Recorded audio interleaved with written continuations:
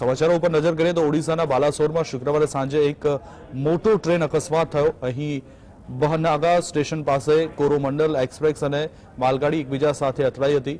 ટક્કર એટલી જોરદાર હતી કે કોરોમંડલ એક્સપ્રેસ પાટા પરથી ઉતરી ગઈ હતી।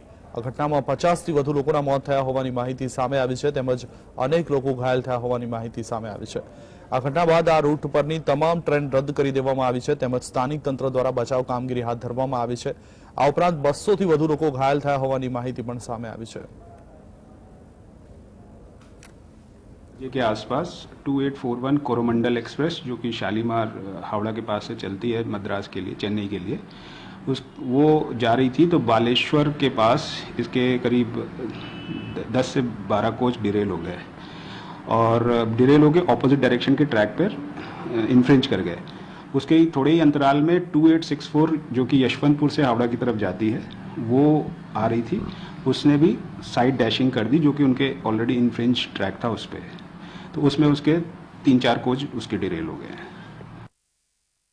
In reviewing the situation about this truly tragic railway accident, I'll be flying there early tomorrow morning to naturally review the whole situation. We are naturally concerned about looking after the bodies and removing all the living to the hospitals.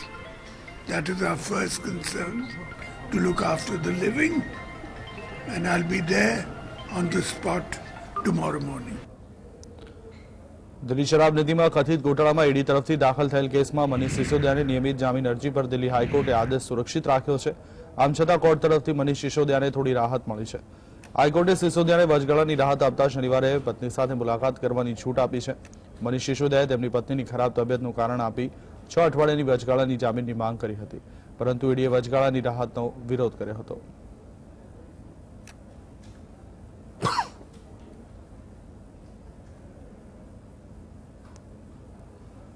દિલ્હીના મુખ્યમંત્રી અરવિંદ કેજરીવાલ ઝારખંડના મુખ્યમંત્રી હેમંત સોરેનને મળવા માટે રાંચી ખાતે હેમંત સોરેનના નિવાસસ્થાને પહોંચ્યા હતા। અરવિંદ કેજરીવાલ સાથે પંજાબના મુખ્યમંત્રી ભગવંત માન અને રાજ્યસભાના સાંસદ સંજયસિંહ અને રાઘવ ચડ્ડા પણ હાજર રહ્યા હતા। કેન્દ્ર દ્વારા દિલ્હી સરકારની સત્તા પર નિયંત્રણ બાબતે બહાર પાડવામાં આવેલ અધ્યાદેશો વિરુદ્ધ આમ આદમી પાર્ટીની લડાઈમાં સોરેનની પાર્ટી ઝારખંડ મુક્તિ મોરચાનું સમર્થન મેળવવા માટે કેજરીવાલે હેમંત સોરેન સાથે મુલાકાત કરી હતી। અત્યાર સુધી આ મામલે દિલ્હીના મુખ્યમંત્રી કેજરીવાલે તમિલનાડુના મુખ્યમંત્રી સ્ટાલિન, પશ્ચિમ બંગાળના મુખ્યમંત્રી મમતા બેનર્જી, બિહારના સીએમ નીતિશ કુમાર, એનસીપી પ્રમુખ શરદ પવાર અને મહારાષ્ટ્રના પૂર્વ સીએમ ઉદ્ધવ ઠાકરે સહિત અનેક નેતાઓને મળી ચૂક્યા છે।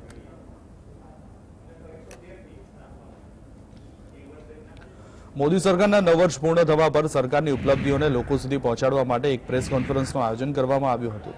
આ પત્રકાર પરિષદ દિલ્હી ભાજપના પૂર્વ પ્રદેશ અધ્યક્ષ અને દિલ્હીના સાંસદ મનોજ તિવારીએ યોજી હતી।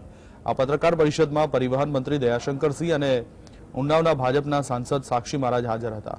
આ પ્રેસ કોન્ફરન્સમાં ભાજપના નેતા અને પ્રખ્યાત ભોજપુરી ગાયક મનોજ તિવારીને પૂછવામાં આવ્યું કે ભૂતકાળમાં રાહુલ ગાંધી વિદેશમાં કહી ચૂક્યા છે કે મુસ્લિમ લીગ સેક્યુલર પાર્ટી છે। આ સવાલ પર મનોજ તિવારીએ વળતો જવાબ આપતા કહ્યું કે મને લાગે છે કે રાહુલ ગાંધી માનસિક રીતે નાદાર થઈ ગયા છે। ભારત વિશ્વનો એક એવો દેશ છે જ્યાં તમામ ધર્મોની સાથે સાથે મુસ્લિમ સમાજના લોકો પણ પ્રગતિના પંથે ચાલી રહ્યા છે। ચીનમાં અત્યાર સુધીમાં 8000 મસ્જિદો તોડી પાડવામાં આવી છે।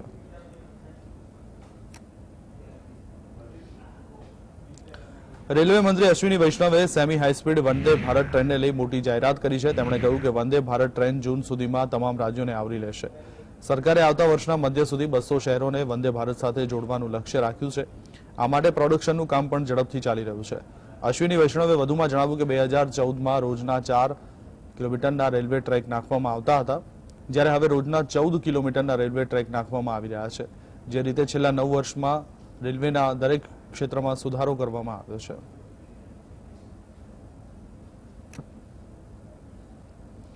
ભારતીય કુસ્તી સંઘના અધ્યક્ષ બ્રિજભૂષણ શરણસિંહ વિરુદ્ધ દાખલ કરવામાં આવેલ 2 એફઆઈઆર સામે આવી છે। એફઆઈઆરમાં બ્રિજભૂષણ વિરુદ્ધ છેડછાડ અને યૌન શોષણના એક નહીં પરંતુ 10 કેસ થયા છે। પહેલવાનોએ બ્રિજભૂષણ વિરુદ્ધ કનોટ પ્લેસ પોલીસ સ્ટેશનમાં 21 એપ્રિલે ફરિયાદ નોંધાવી હતી। પહેલવાનો સુપ્રીમ કોર્ટમાં જતા દિલ્હી પોલીસે 28 એપ્રિલે 2 અલગ અલગ એફઆઈઆર દાખલ કરી હતી। બંને એફઆઈઆરની કોપી સામે આવી ગઈ છે। 28મી એપ્રિલે દાખલ થયેલી બંને એફઆઈઆરમાં આઈપીસીની ધારા 354, 354A, 354D અને 34ની કલમ લગાવવામાં આવી છે।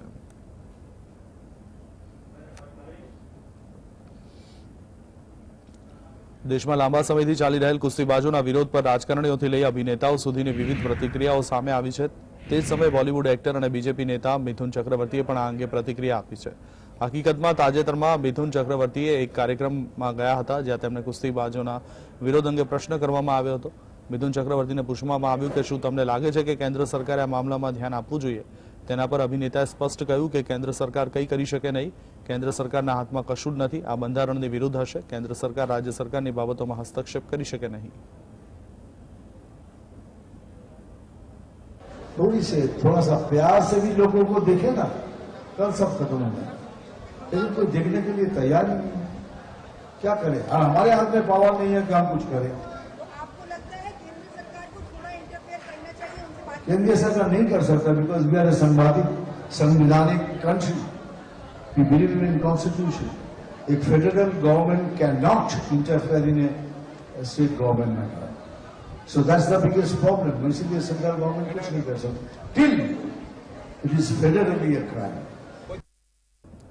રમતગમત મંત્રી અનુરાગ ઠાકુરે શુક્રવારે કુસ્તીબાજોના મામલે પોતાનું નિવેદન આપ્યું હતું. તેમણે કહ્યું કે દરેક કુસ્તીબાજો માટે ન્યાયની ઈચ્છા રાખીએ છીએ કે જેઓ આઉટગોઈંગ રેસલિંગ ફેડરેશન ઓફ ઇન્ડિયાના પ્રમુખ બ્રિજભૂષણ શરણસિંહ સામે કાર્યવાહીની માંગ કરે છે, પરંતુ તે ત્યારે જ થશે જ્યારે કાયદા અને નિયમોની યોગ્ય પ્રક્રિયાનું પાલન કરવામાં આવશે. તેમણે વધુમાં કહ્યું કે સરકાર નિષ્પક્ષ તપાસના પક્ષમાં છે. સરકાર ઈચ્છે છે કે ન્યાય મળે, પરંતુ તે યોગ્ય પ્રક્રિયાને અનુસર્યા પછી. દિલ્હી પોલીસ આ મામલાની તપાસ કરી રહી છે. સરકાર દ્વારા નિયુક્ત કમિટીએ બ્રિજભૂષણસિંહ સામેના આરોપો અંગેનો અહેવાલ રજૂ કર્યા બાદ કેસ નોંધવામાં આવ્યો હતો.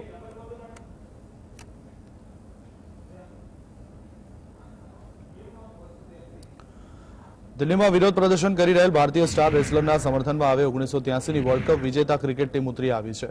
1983ની વર્લ્ડ કપ વિજેતા ટીમના કેપ્ટન કપિલ દેવ હતા. હવે આ ટીમે સંયુક્ત નિવેદન આપી જણાવ્યું છે કે વિરોધ પ્રદર્શન કરી રહેલ પહેલવાનો સાથે જે પ્રકારે વ્યવહાર થઈ રહ્યો છે તે જોઈને દુઃખ થાય છે. દિલ્હી પોલીસે 28મી મેના રોજ રેસલરોની કાયદો વ્યવસ્થા હાથમાં લેવાના આરોપસર અટકાયત કરી હતી.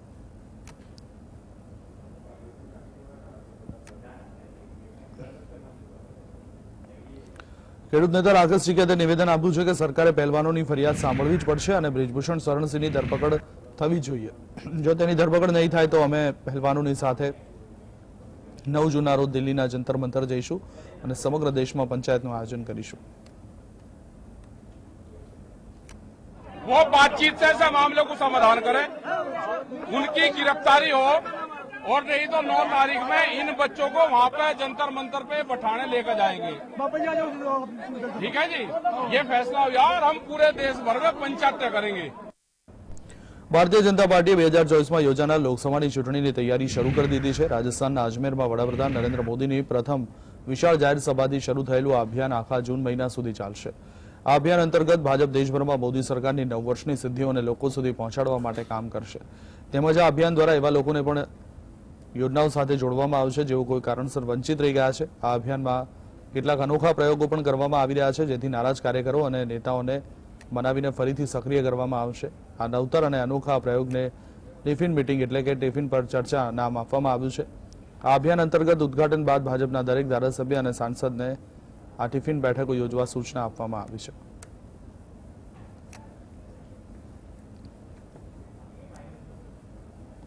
વડાપ્રધાન નરેન્દ્ર મોદીએ છત્રપતિ શિવાજી મહારાજના રાજ્યાભિષેકના 350 વર્ષ પૂર્ણ થવા પર દેશવાસીઓને સંબોધિત કર્યા હતા.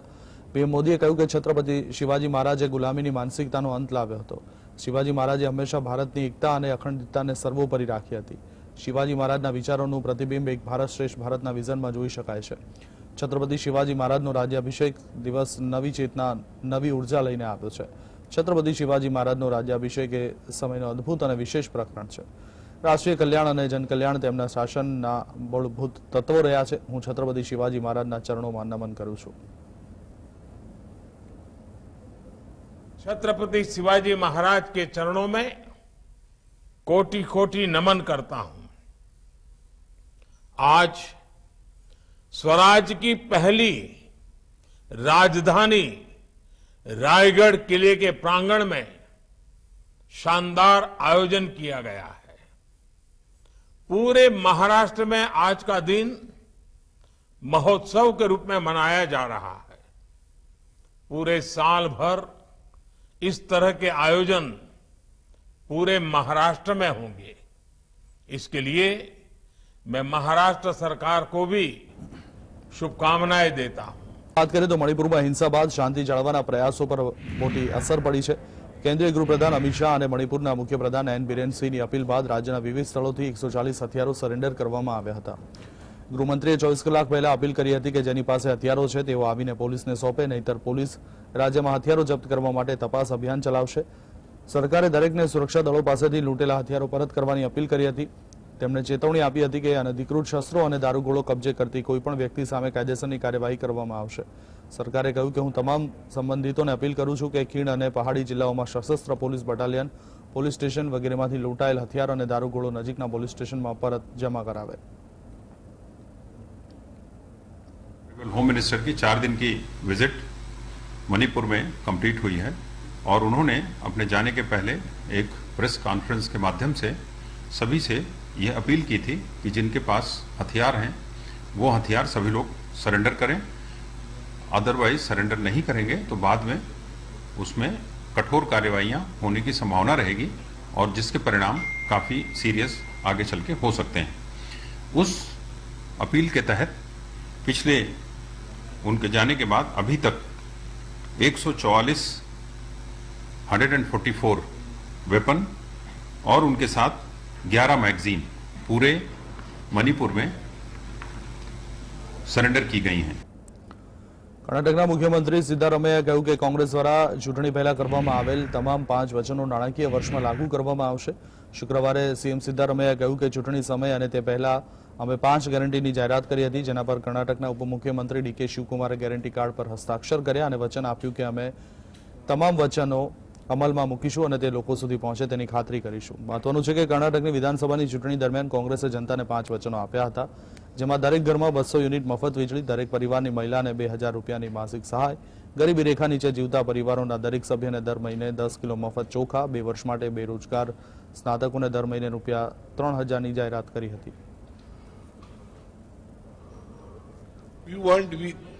We require the account number and Aadhaar card number and also who is the head of the family. So in order to get this information, we have called for the applications, giving all these particulars. From June 15 to July 15, they have to submit the applications.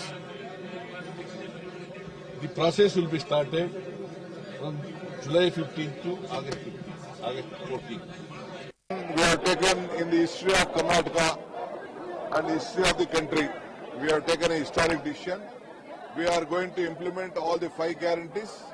We have given a date, we have given a deadline, we have given a commitment, we have given a guideline, and all the dates have been announced.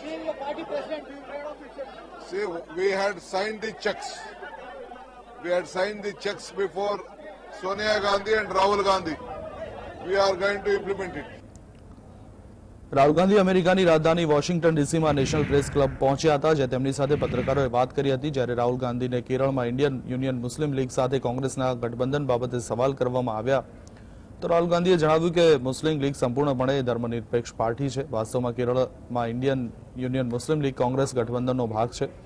Rahul Gandhi 2019માં કેરળમાં વાયનાડથી લોકસભા ચૂંટણી લડ્યા હતા, પરંતુ હાલ તેમની લોકસભા સદસ્યતા રદ થઈ ગઈ છે.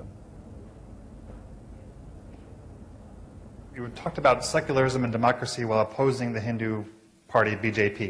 However, Congress in Kerala has been in alliance with the Muslim party, Muslim League in Kerala, the state from which you were MP for more than, the state you are the MP for more than 70 years. Muslim League is a completely secular party. Right. There's nothing non-secular about the Muslim League. Questions are a little disjointed. Sorry about that. I think the person hasn't studied the Muslim League. Congress નેતા રાહુલ ગાંધીનું અમેરિકામાં નિવેદન બાદ વધુ એક વિવાદ ભારતીય રાજકારણમાં છેડાયો છે. રાહુલ ગાંધીના મુસ્લિમ લીગના નિવેદન પર હરિયાણાના ગૃહમંત્રી અનિલ વિજે જણાવ્યું કે રાહુલ ગાંધીને કદાચ ખબર નથી કે ભારત આઝાદ થઈ ગયું છે અને અહીંની સમસ્યાનો ઉકેલ અહીંની સરકાર જ કરશે. રાહુલ ગાંધી સતત હેટ ઇન્ડિયા અભિયાન ચલાવી રહ્યા છે. તેઓ પ્રેમના બજારમાં નફરતના વેપારી બની ગયા છે. नहीं है कि हिंदुस्तान आजाद हो चुका, और यहाँ की समस्याओं का समाधान करने के लिए हिंदुस्तानियों द्वारा चुनी गई सरकारें ही हल करती हैं। वो आज भी अपना दर्द जो विदेशियों को सुनाने जाते हैं। आज हम आजाद हैं, हमारी समस्याओं का समाधान विदेशियों ने नहीं करना। ये जो विदेशों में जाकर यहाँ की तकलीफें बताते हैं, यहाँ की बात करते हैं और हिंदुस्तान की जो इमेज है उसको खराब करते हैं। और मैं तो ये कहता हूं कि राहुल गांधी जी लगातार हेट इंडिया कैंपेन चला रहे हैं। કોંગ્રેસ નેતા રાહુલ ગાંધીના નિવેદન પર રાજકીય ઘમાસાણ મચી ગયું છે। ભાજપ આ મામલે રાહુલ ગાંધી સામે આક્રમક વલણ અપનાવી રહ્યું છે, ત્યારે પૂર્વ સાંસદના નિવેદન પર બસપા પ્રમુખ માયાવતીની પ્રતિક્રિયા સામે આવી છે। બસપા સુપ્રીમો માયાવતીએ કહ્યું કે કોંગ્રેસના પૂર્વ અધ્યક્ષ દ્વારા અમેરિકાના પ્રવાસ દરમિયાન ભારતના કરોડો દલિતો તથા મુસ્લિમ સમાજની દયનીય દશા તથા તેમના જાનમાલ ધર્મની અસુરક્ષા વગેરે વિશે આપેલું નિવેદન એવું કડવું સત્ય છે, જેના માટે કેન્દ્રમાં કોંગ્રેસ, ભાજપ તથા અન્ય પાર્ટીઓની રહેલ સરકારો પૂર્ણરૂપે દોષિત છે। માયાવતીએ કહ્યું કે દેશમાં यूपी सहित अन्य राज्यों में कांग्रेसनी सरकार होय अथवा भाजप के પછી સપાની बहुजन समाजना गरीबों तथा वंचितों दरेक स्तरे अन्याय, अत्याचार તેમજ શોષણનો સામનો કરી રહ્યા છે।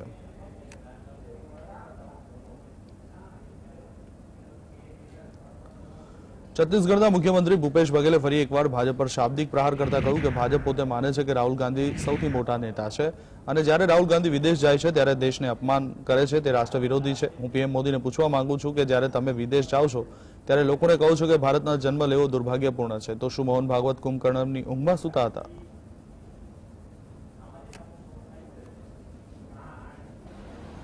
मतलब अभी तक के हिंदुस्तान में डिफेमेशन केस में इतनी बड़ी सजा किसी को नहीं मिली है जितना राहुल गांधी जी को दिया गया। आज तो एक सामान्य नागरिक हैं, कांग्रेस के नेता हैं, फिर भारतीय जनता पार्टी की इतनी तकलीफ क्यों हो रही है? मतलब खुद ही मानते हैं कि राहुल गांधी जी ही देश के सबसे बड़े नेता हैं और इस कारण से पूरे केंद्रीय मंत्री, भारतीय जनता पार्टी के राष्ट्रीय प्रवक्ता, अब तो मोहन भागवत जी भी कूद पड़े हैं। तो मोहन भागवत जी कहते हैं कि विदेश में जाकर जो देश के, क्या शब्द प्रयोग किया, देश के अपमान करते हैं तो वो देश विरोधी हैं। तो सबसे पहले मोहन भागवत जी, जब प्रधानमंत्री जी विदेश में जाकर ये कहते हैं कि भारत में पैदा होना दुर्भाग्य की बात है, ये उन्होंने कहा था, रिकॉर्ड कहा था, विदेश में जाकर कहा था। तब मोहन भागवत जी क्या कुंभकर्णी नींद में सोए हुए थे? वरिष्ठ वकील अभिषेक मनु सिंघवे राद्रो कायदा अंगे कायदा पंचना अहेवालने अत्यंत दुखद અને વિશ્વાસઘાતી ગણાવ્યો છે। તેમણે કહ્યું કે ભાજપ દ્વારા રાદ્રો કાયદાનો ઉપયોગ તોડફોડ અને અસંમતિને દબાવવાના સાધન તરીકે કરવામાં આવી રહ્યો છે। હવે ભાજપ સરકાર સંસ્થાનવાદી શાસન કરતા વધુ સખત અને ઘાતક બનવાનું આયોજન કરી રહી છે। વાસ્તવમાં સરકારે કાયદા પંચ પાસેથી રાદ્રોના કાયદા અંગે રિપોર્ટ માંગ્યો હતો। કાયદા પંચે આ અંગે પોતાનો રિપોર્ટ સરકારને સોંપી દીધો છે। કાયદા પંચે પોતાની ભલામણમાં કહ્યું છે કે આ કાયદાને કેટલાક સુધારા સાથે જાળવી રાખી શકાય છે। પંચે એમ પણ કહ્યું કે આ કાયદાને નાબૂદ કરવાની કોઈ જરૂરત નથી।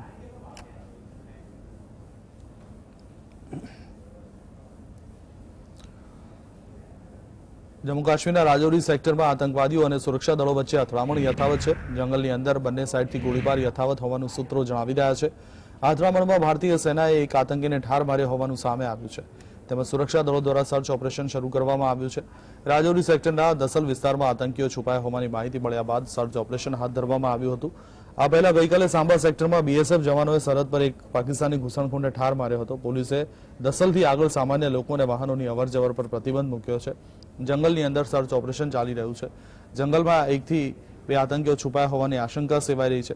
આ ઘટનાની માહિતી મળતા જ સુરક્ષા દળોના વધુ જવાનો ઘટના સ્થળે પહોંચી ગયા છે।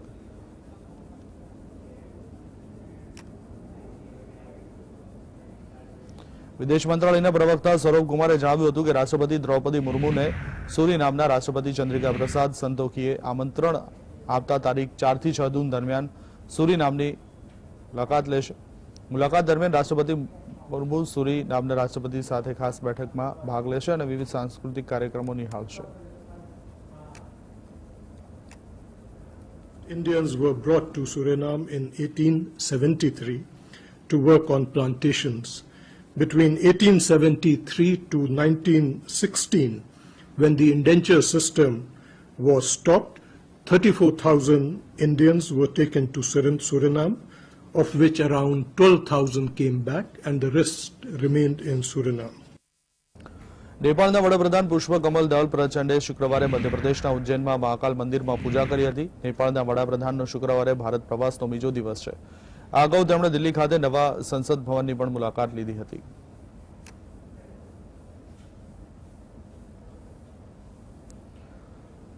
સોના અને ચાંદીના ખરીદારો માટે એક અગત્યના સમાચાર સામે આવ્યા છે. શુક્રવારે બંને કિંમતી ધાતુના ભાવમાં જોરદાર ઉછાળો જોવા મળ્યો હતો. સ્થાનિક વાયદા બજાર એટલે કે MCX પર સોનાની કિંમતમાં 310 રૂપિયાનો વધારો થયો છે, જેના કારણે 10 ગ્રામ સોનાની કિંમત 60,230 રૂપિયાને પાર પહોંચી ગઈ છે. તેવી જ રીતે ચાંદીના ભાવમાં પણ ઉછાળો જોવા મળી રહ્યો છે. MCX પર ચાંદી 156 રૂપિયા મોંઘી થઈ છે અને 72,750 રૂપિયા પર ટ્રેડ થયો હતો. વિદેશી બજારોમાં પણ સોના ચાંદીના ભાવમાં જોરદાર એક્શન જોવા મળી હતી.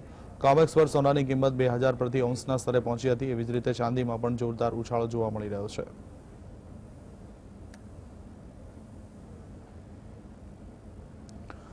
અમેરિકા સરકાર પર નાદાર થવાનો ખતરો ટળી ગયો છે. અમેરિકાના નીચલા ગૃહ હાઉસ ઓફ રિપ્રેઝેન્ટેટિવ્સમાં 31 મે ફિસ્કલ રિસ્પોન્સિબિલિટી એક્ટ એટલે કે US ડેપ્ટ સીલિંગ બિલ પસાર થઈ ગયું છે.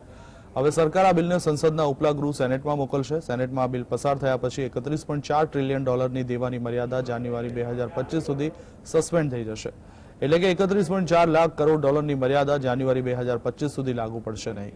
અમેરિકન સંસદના બંને ગૃહોમાં આ બિલ પસાર થયા પછી સરકારને નાણાં એકત્ર કરવા માટેની મંજૂરી મળી જશે, જેના કારણે ખર્ચ અંગે અમેરિકા પર ડિફોલ્ટ થવાનું જોખમ ટળી જશે.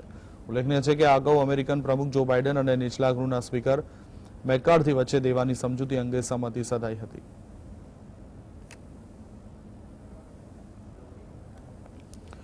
રાષ્ટ્રપતિ જો બાઇડન કોલોરાડોમાં અમેરિકી એરફોર્સ એકેડમીમાં ગ્રેજ્યુએશન સેરેમની દરમિયાન સ્ટેજ પર લથડિયું ખાઈ પડી ગયા હતા. ખરેખર સર્ટિફિકેટનું વિતરણ કર્યા બાદ બાઇડન જેવા જ આગળ વધ્યા ત્યારે તેમનો પગ નજીકમાં પડેલ સેન્ડબેગ એટલે કે રેતીના થેલા પર ફસાઈ જતા તેઓ પડી ગયા હતા. જોકે તાત્કાલિક એરફોર્સના એક અધિકારીની સાથે તેમની US સિક્રેટ સર્વિસના 2 સભ્યોએ તેમને ઊભા કર્યા. તેઓ જલ્દીથી ઉઠ્યા અને પાછા તેમની સીટ પર જઈ બેસી ગયા હતા. આ ઘટનાનો વિડીયો સોશિયલ મીડિયા પર ઝડપથી વાયરલ થઈ રહ્યો છે. વ્હાઇટ હાઉસે કહ્યું કે રાષ્ટ્રપતિ જો બાઇડન પડી ગયા બાદ પણ સ્વસ્થ છે. તેમણે કાર્યક્રમને સંબોધતા સેંકડો કેડેટ્સને અભિનંદન પાઠવ્યા હતા અને પ્રમાણપત્રોનું વિતરણ કર્યું હતું.